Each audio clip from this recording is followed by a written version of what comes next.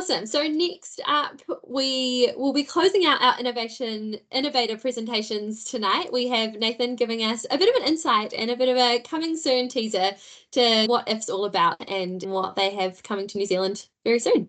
Over to you, Nathan. Thank you, Christy. I do only have 5 minutes, not 10 minutes on your agenda. So it's going to be a very brief introduction, but hopefully you can see my slides there. Can you, Christy? Excellent. Thank you. Appreciate everyone's time today. Hopefully my internet holds. I'm in regional Victoria and we're getting a very welcome storm coming through. Hopefully it's going to jump 40 or 50 mils, but that does play havoc with my internet. So my name's Nathan Macphee. I'm the founder of IIF. We essentially help good farmers do more while taking less risk. And I only have a short amount of time today, but I look forward to sharing a little bit of our journey and our story, which really is one of farmers. And fundamentally, the way we looked at farming and we looked at agriculture is it doesn't matter who you are. And I know we have 70 people on the call today. Most of the people here would be farmers, but it doesn't matter who you are. Everyone needs food, fibre, and therefore farmers every single day. But unfortunately, in Australia and in most developed and even developing countries, people are increasingly disconnected from farming, food and agriculture, and they have few ways to participate. Think about it, the only way to be involved in farming, certainly in Australia, is to buy a farm, and the only way to do that is to inherit one or normally get very wealthy and buy one. So you have a situation that everyone needs it, but most people have no idea about it and can't participate in that. And the unfortunate other element or other side of it is that farming is becoming increasingly challenging, and it's the farmers that endure all of the risk. There are not many industries in the world where you can work for 3, 6 or 12 months and have absolutely no idea how much you're going to get paid. And that really is farming. It is challenging and increasingly so, fulfilling but challenging. Ultimately, IIF is really here to change that. It starts with mobile phones.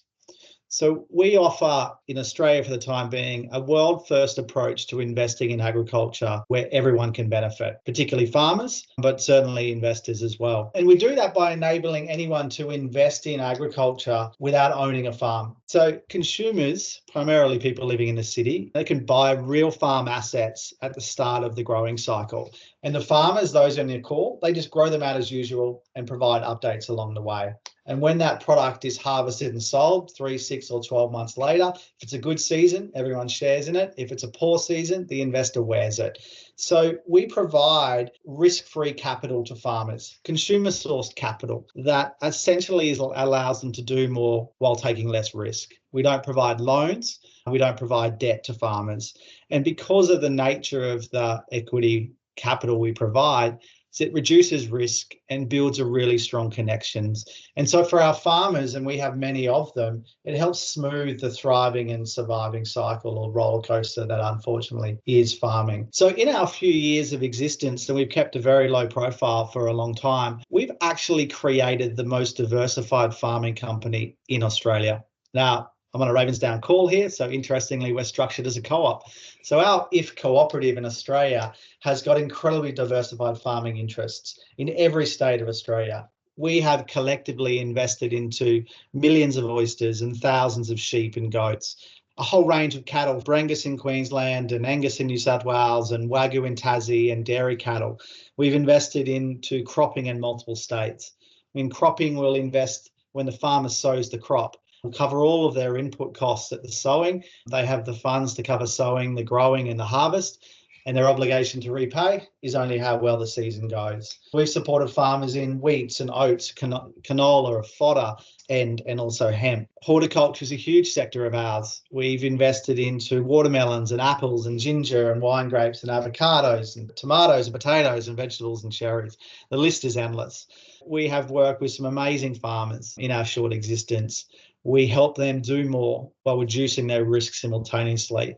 And we actually do it using consumer capital. Those little dots are our investors across Australia, and the bigger dots are some of our farmers.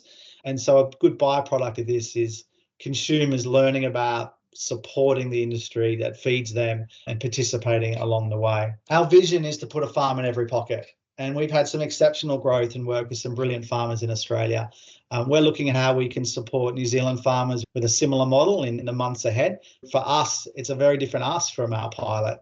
Yeah, we know New Zealand farming is different to Australia and different to other countries. We want to understand the nuances, the challenges, but probably most importantly, the opportunities, and to see where a new form of capital that responds to the challenges farmers face and the opportunities presented to them can assist New Zealand farmers. So yeah, that's what I want to introduce today, and I look forward to hopefully speaking with a number of you in the near future. Thank you very much, Nathan. It's such a great concept, and I know every time you speak on it, I am excited for the app to come out so I can invest myself.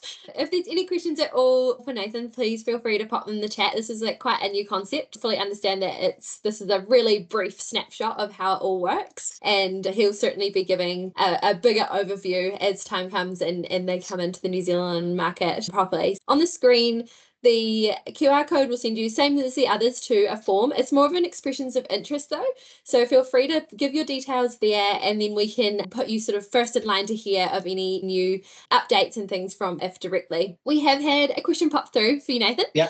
So I'll read it out. So really interesting concept. Why do people external to farming want to invest and take the risk? What is an investor's return? Awesome. No, a really good question. I mean, we've created a very unique investment proposition. It's an investment portfolio for consumers, but instead of having stocks and bonds, you literally have a cow, lambs, apples, and wheat. So it is a unique investment portfolio that can deliver profit with purpose. Now, the key to what we do, though, is we acknowledge that farming can be profitable, but it's highly volatile. And that means that farmers are riding a thriving and surviving cycle. You know, there's good seasons and inevitable poor seasons. Our investors can do what most farmers can't do. They can diversify, and they can diversify significantly. They can diversify both geographically, sectorally, or indeed on different farmers. So if someone wants to invest in cattle, for instance, they can literally buy different cattle of different breeds, of different stages, one at a time on different farmers. And so the biggest determinant of outcomes in agriculture is inherently weather orientated, climate and weather. So we can invest right now in melons in far north Queensland, or cattle in New South Wales, or oysters in South Australia. We can absorb the volatility and the variability of risk that comes with agriculture. We can then spread that risk because we are absorbing it from the farmer. We know that things don't always go well. In Australia, we had a massive collapse in lamb and cattle prices last year. We rode that wave as well. When we've invested or bought a lamb, we've paid for what it's worth, plus the farmer's carrying costs. If it sells for less, it's our investors who wear that. But to give you an example, if we bought a lamb for $100 and it sold for $80, the investors lost $20. And they typically are only investing a few $100s into the hundreds of trades that we have done. So it's about absorbing the challenges of farming. Yes, we will seek a return, but only when the farmer has one to deliver. And we share the stories. People love to pull their phone out at a party and say, hey, look, I own a cow. And here it is on a map, and I can see it. And my farmer sent me an update, or I just sold some lambs. It's fun, it's engaging, but it's there to solve a real life challenge for farmers. Thanks. Do you want me to answer the next one, or do you want to read it, Christy? Oh, can you see them from where you are? If you want to read it out first. The question here is, will it be open to retail or limited to wholesale? So in Australia, we wanted to make IIF as accessible as possible, where anyone can get started and invest as little as $100 to start their farm journey. And so we are actually structured as a cooperative in Australia. So it means that you can get going whether you want to invest $100 or $100,000. It's accessible to everyone. Right now, we are working on what the licensing arrangements in New Zealand that would allow us to operate. And our goal is to make it as accessible to anyone. You know, we want an 18-year-old kid investing in a lamb or two. We want a 45-year-old woman to invest in some melons, pineapples, and apples. So it's accessibility is key, and that takes some creativity when it comes to regulatory structures. Awesome. Thanks so much. Jess was just popped in the chat there. If you've got them handy, Nathan, maybe as we kind of carry on into the next section, you could pop the links up into the chat for anyone to watch after this. Let me do that. I'll put it into the chat. Oh, thank you so much for that, and thanks everyone for your questions. We have one more question. Could you invest in the milk price for a dairy farm? We have been able to support the whole breadth of agricultural production. The way we look at it is if it grows, it takes time and there's uncertainty, we can invest in it. Now, the difference with milk, we have invested into milk and we have supported dairy farmers in a couple of ways. One is to either invest into new genetics, or the other is to increase the herd size. And our return is the volume and value of milk produced over a period of time. Essentially, in that time, we're taking the variability of milk production and we're taking the variability of price off the investor. But I don't know how much we would be focused on New Zealand dairy in the first instance. It's probably more on horticulture, cropping, and sheep and cattle. There's a question here on how much an investor earns on a successful sheep or cattle trade. Yeah, that's a good question. There's been some challenges in Australia around what success looks like because we've come off a bit of a cliff there. They could earn anywhere from 10 to 20% or negative 20 to 30% because it's the cow or the sheep that we own and we have bought, and which means the obligation or the value that's returned to the investor is only how much that sheep or that cow sells for.